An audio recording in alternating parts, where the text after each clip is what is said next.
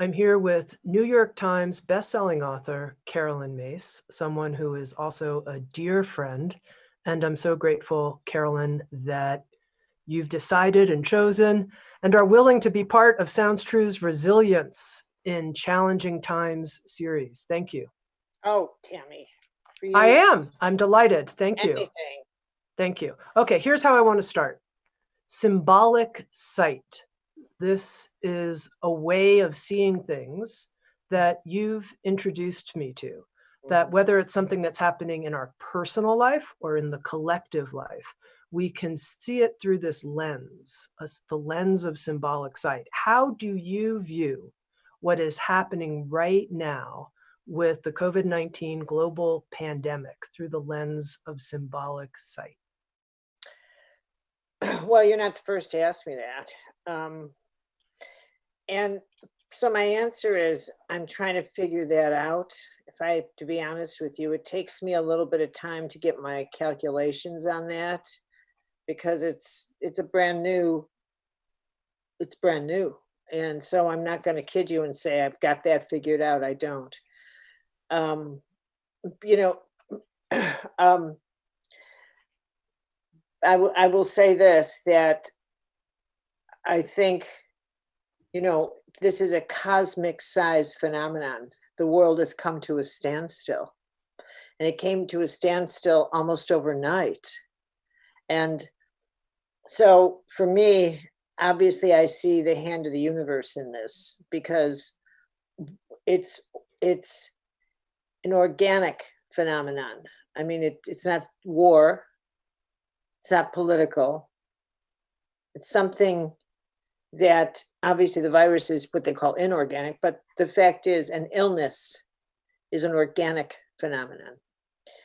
And it's hitting everyone equally, in that no matter who you are, you're susceptible to it. While some countries have more than another, the game's not over yet. So who knows, excuse me, who knows where this is going to spread, how bad. It's going to reshape history. It's going to redirect humanity. And all of that is kind of the way the divine intervenes or interferes in our life. And so if I were to reduce this to how does illness impact the individual? When an illness strikes an individual, that person always goes into a reevaluation of his or her life, and they come to a standstill, and they immediately shed things that are not of value and look at things that are of value. And so that might start happening in a way. It makes me wonder, and I do wonder about it, if in fact this came at a time that is preventing something worse from happening. We have been braced for something to happen, Tami. It has been in the collective atmosphere. We have been braced for something catastrophic to happen for some time. That level of anxiety has been hanging in the atmosphere like a blister waiting to break. Everybody's been sensing, would it be a nuclear war? Would it be an exchange between nations? What the oncoming of climate change? For the longest time, we have anticipated that something was going to get us. And that has been a collective thought form. At the same time, there has been a large percentage, most of people who have the mindset that world out there is not hygienic enough for us. So we've had to have our water in bottles and not aware that those bottles are doing as much polluting. Mm-hmm. And that a lot of out there is not clean enough for us. It's not perfect enough for us. So we have to keep a lot of the out there away from us. And we have to have only certain kind of foods and certain kind of this. And now we have a virus that's keeping the out there totally away from us. So, you know, in a sense, this virus embodies an attitude that the out there was not good enough for us. Do you understand what I'm saying? I do. You know, it has a little bit of that touch to it. That, you know, people out there were just too dangerous, to you know, keep them in cages, don't let them in the borders, keep this, that person, those people, that we have developed, refugees, this, that, everybody out there is dangerous and this and that. Am I surprised we have a virus that embodies exactly the fear that we've had of all those people? So am I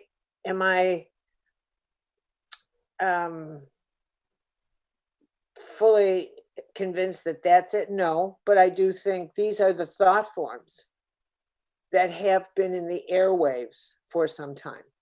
Now, I want to ask you a couple questions, Caroline, about what you've just said. One is, if this virus potentially is preventing us from something worse happening at a collective level, how is it doing that? And what is the worst thing that you're thinking it could be preventing us from?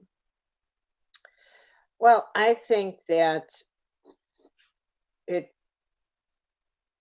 you know, like any other natural crisis, it might be redirecting people from,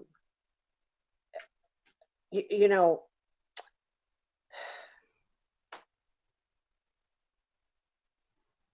we're the engines of what gets created, collectively and individually. And that lesson that we co-create reality is something we've applied to ourselves, but we haven't actually applied it to the creation of larger events, like war, like what our psychic free radicals in the collective create in terms of hostile politics, in terms of hostility that might breed hostile politicians. We don't think of it that way, but we have to expand how the law of co-creation works. And I think that, you know, were we headed toward something of greater danger? And what something like this does is it redirects our thinking. It redirects our fear. It redirects it towards something, towards survival. Our issues of survival get directed toward the immediate, towards something we could put our hands on. So instead of survival being directed toward somebody out there, those people, it's actually directed toward moment to moment in our hands, where it belongs, and not projected into what if they come? What if they cross the border? What if survival gets projected into, I need to put a mask on to go to the grocery store? And what happens is an appreciation begins to grow in our hearts for those people who are risking their lives to bag our groceries. Yeah. What it takes to survive, to realize that survival is actually an issue for day-to-day living. Do you see what I mean? I do. It equalizes survival across the board, and it changes this idea that everybody is safe, that I'm safe here, so long as I keep those people out, so long as, you know, it takes away the illusion that something can't happen here. That in fact, I'm safe so long as I'm living in this gated community. That I'm safe so long as I have $5 million. That I'm safe. No. We're all in this life together. And we're all on this planet together.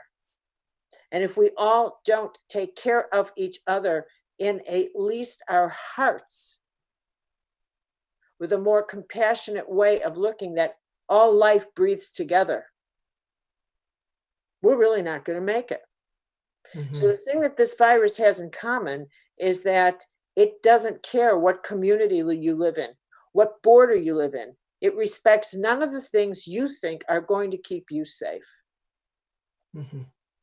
Now, Caroline, you also mentioned that for people at the personal level, this is a time of reevaluation for many people. And I'm wondering now, a position I love to put you in, if you were the audience's spiritual director, hypothetically here, and you were giving them some direction on how to use this time of reevaluation in the most productive way, what you would suggest? You know, this is a time to toss out. This is how you use a time like this, I think. And that's that you toss out everything that doesn't serve you, to be quite honest with you.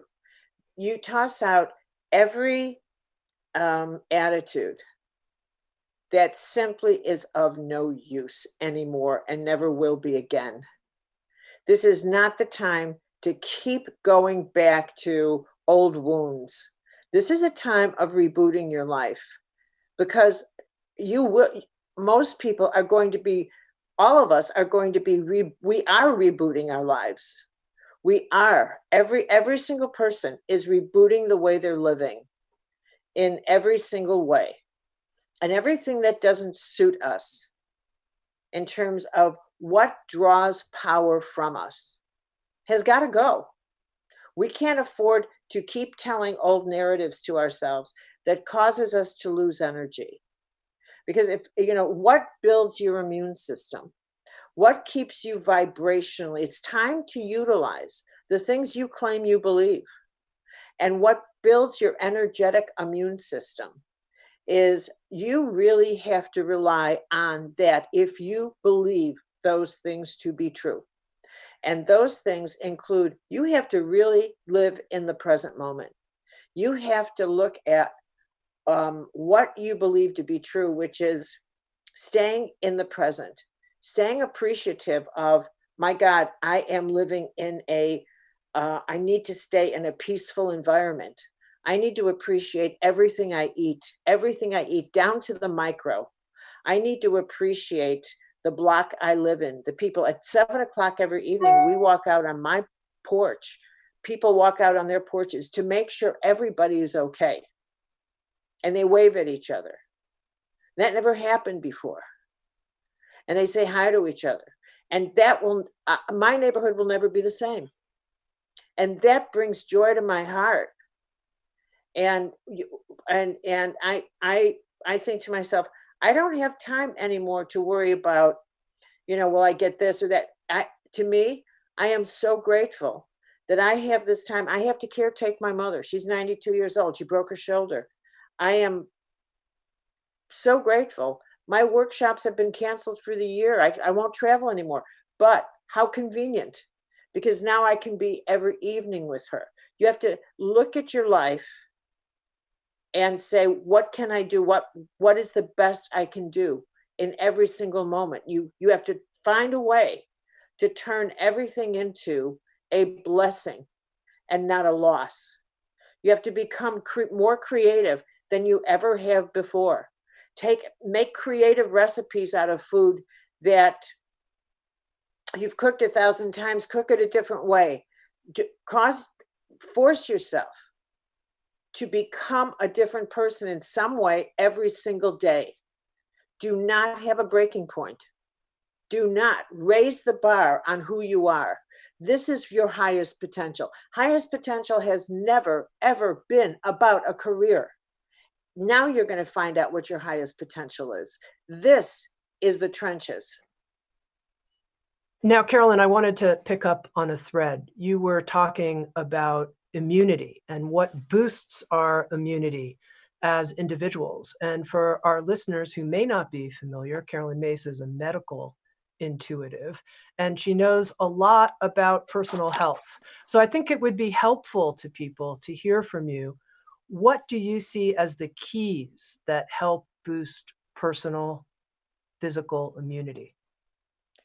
Well, I really do believe that we do a lot for ourselves by I think the best thing is to use kind of an analogy that if you were given $100 worth of energy a day to spend on the maintenance of your life and your health, your creativity, your whole life, that the wise person uses most of that energy, most of that money to maintain their present day budget, so that you would spend that capital to invest in something positive every day, something new, something that makes you feel alive. You invest it in life. So you invest it in creative thought. You invest it in nurturing your relationships. You invest it in your health. You invest it in love. You invest it in that kind of thing. If you take your capital and you invest it in your history, in the sense of investing it in the dead, something that doesn't pay back, you're going to increase your debt. So if you invest it in narratives that drain you, here's an old story again. I'm investing it in a wound. I'm investing it in self-pity. I'm investing it in thought forms that simply drain me. You're going to go broke, and your immune system is going to get drained. And if your immune system is drained, how does that affect the psychic laws of the universe that are magnetized in your energy field? The laws of cause and effect, the laws of magnetic attraction, the laws of action and reaction. How's that going to work? I mean, and a virus is a very low frequency entity. It's not a high frequency. It's a low light. It's low. So it's attracted to something that has been weakened and has already been drained. I mean, if you'll notice the numbers and the people that are, dying, it's the older people. It's people that have already, the numbers are saying the people that are susceptible to this virus, their systems have already been weakened by cancer, by diabetes, by obesity, by alcohol, by whatever, by age. Their systems are already exhausted in some way, so that their budget is already being distributed. So how I would say is, what you have to fight is self-pity. And this is going to be really difficult, because so many people are going to experience the crisis of losing their jobs, or of the loss of financial security. So this isn't easy. There is nothing that's going to be easy about this, which is why it's important to take your energy and put it into creativity, put it into not looking back, but imagining, what can I create for my future? What can I do? What can I do in the here and now? How do I adapt to this? What are the ways? And that's not going to be easy too, when in fact people are contained in their environment. How creative when the tools are essentially the computer and not much else. this is catastrophic in so many ways, because the capacity people have when businesses are closed, when our capacity to go out and earn a living has been taken from us from this. So this is going to be incredibly, incredibly difficult. So during this time, it's going to be one of the most challenging times in human history. Mm-hmm. And that's the truth. Mm-hmm. You know, it seems like some people have a more natural capacity to adapt. We could say the series is called Resilience in Challenging Times, to be resilient. What do you think are the most important keys to being resilient? You've mentioned being creative. What else? I think prayer and the belief that, first of all, absolutely prayer and the belief that there is a divine plan behind this, and that somehow I will get through this. I will get through this, and I'm not sure how. And that doesn't mean that it won't be difficult, but I will get through something difficult. And it does mean that historically, we've had to adapt to get through difficult times.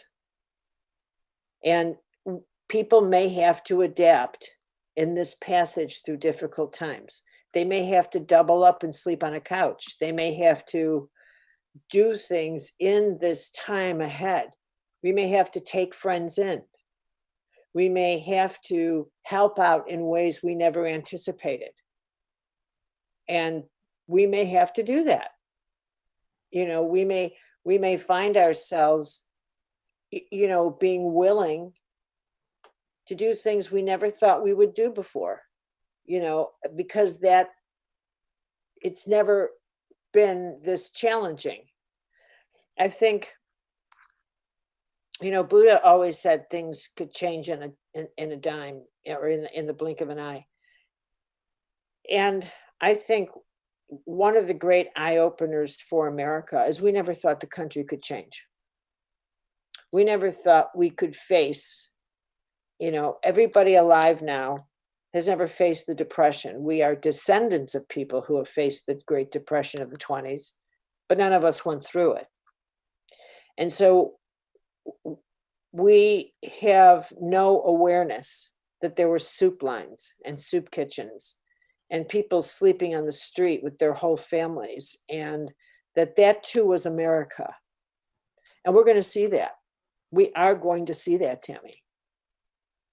It is going to get that bad. There's going to be millions and millions of people unemployed. And these programs the government has are not going to be sufficient to pay the rent of people. And right now, we're in the benevolent stage of this virus, meaning that landlords are not charging people for the April rent, and maybe some of them won't charge for May. But come July and come August, that's not going to be the same policy. So we are going, and then if the virus reboots in the September, October, as they're anticipating, who knows what this is going to look like? Unemployment could go up to 30% in this country. And I think this is the age of the unthinkable and the unimaginable. And one of the things that's true about America is that we have lived in a bubble, that those things can't happen here, that fascism can't happen here, that we can't lose and we've grown up on this myth, we're the greatest country, we're the wealthiest country, we're the this, we're the that, and that these nightmares can't happen here. We're going to find out differently. Now, you mentioned that part of resilience is prayer. And I'm imagining that person who says, you know what, I have been feeling like praying, but I haven't prayed in 20 years, and it feels a little something like regressive or something. I don't even know what I'm praying to. What am I, what is Carolyn suggesting here? I'm suggesting humble up and pray. I'm suggesting that, one of the things that had to happen in this class that I'm teaching, Writing the Phoenix, one of the images that I get, and I can't do the whole thing here, but is to imagine 1945. 1945. We've just entered the age of energy. And what's behind us? The war's just ended. We've just dropped the nuclear bombs. And in entering the age of energy, we have slipped. While we slept, the whole of humanity has slipped into the age of the energetic nature of life. And we've yet to discover our energetic nature. We have no idea we have one. We have no idea about the energetic nature of God, none whatsoever. Everybody in 1945 thinks their own version that God's a human being that lives off planet, but has 100 times the power we do, or 1,000,000. We have no idea about our energetic consciousness, none whatsoever. All that learning lies ahead of us. All that learning about our internet and our internet, all of that lies ahead of us. And as I teach history from that point of view, people are going to learn that all the experiences that lie ahead from the 40s on are all about learning that all is one, holism, and energetic consciousness. Everything that is about to happen from 1945 is about learning consciousness, including understanding that how we understood the nature of God had to change. And in the course of that, we had to break away from the way we prayed in order to develop a co-creative partnership with the divine. So when you say, how do we pray? We have to understand, we really have to get now that we have a co-creative partnership with the divine. It's not an off-planet God. The divine is in this. This is the divine in everything and in all life. In the air we breathe, we are walking through and living within the divine. It is impersonal. The nature of the divine is law, mystical law, co-creative law. It's in our blood, it's in our bones, it's in this lamp, it's everywhere. Everything that is God. And what makes our connection to all of this is prayer. So how do we pray? We close our eyes and we say, listen to me. I don't know what I'm doing here. I am scared to death. And I've got to figure out my way through this. And I need your help. So talk to me. Guide me through this because I am scared to death. So reach me any way you can. I have no restrictions now. That's how you pray. Mm-hmm. Well, if you were to summarize in a bit more detail the difference between a petitionary prayer, like God, please help me, and a co-creative prayer, where I'm here, I'm ready to be part of the equation. What's the difference? Co-creative is when you get that every thought you say is a prayer. Every word you say has creative power.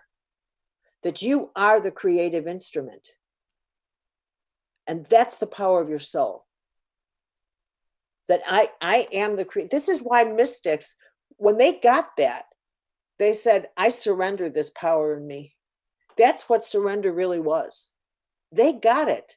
They thought, you've given me so much power. I don't want to blow this. So I surrender this. So you tell me what you want me to do. With this soul, this power you've given me. I'm not budging until I hear from you. And you realize, oh my God, every word I say is an act of creation. Every thought, every feeling I have should be considered a prayer. And if that's the case, then I must think positively, powerfully, and prayerfully that I am going to get through this. I am getting through this. I am getting through this. And I'm going to bless this path. And every day I am with all of humanity in this. And I am going to pray for all of humanity, because if we all don't make it, I won't make it. Mm-hmm. Okay, just two final questions for you, Caroline. Recently, we recorded together a series called The Power of Holy Language, and it's about prayer.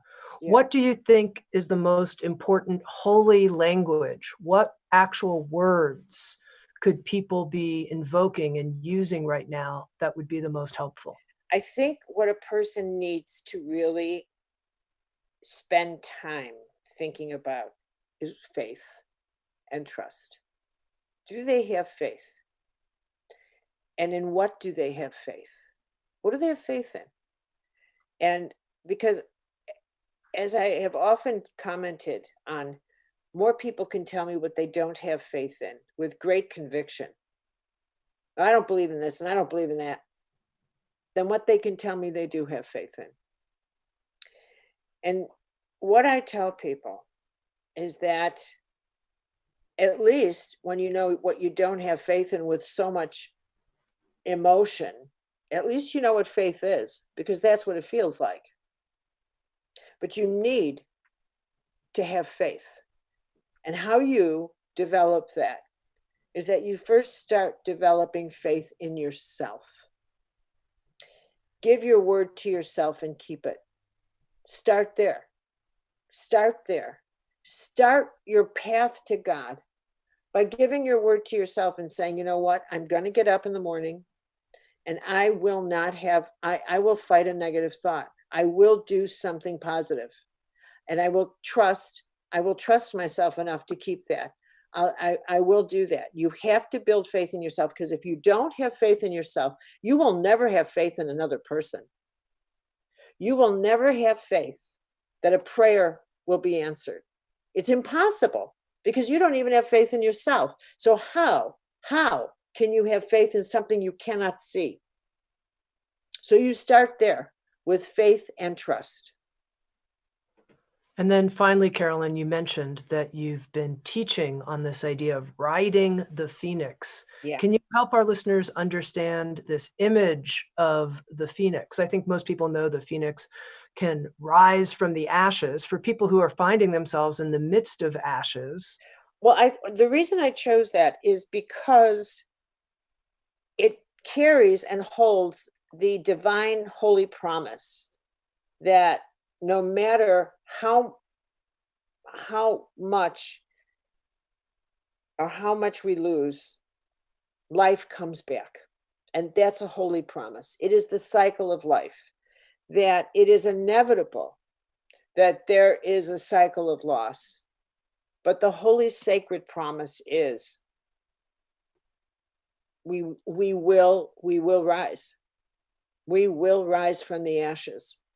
We will always rise from the ashes. Life always comes back in some way, no matter what, no matter how bad, no matter what. It is the promise, it is the sacred promise. Caroline, thank you so much for being part of Sounds True's resilience in challenging times. Thank you for always inspiring me and being a good friend. Thank you. Always. You too, honey. You too. SoundsTrue.com, waking up the world. Thanks for being with us.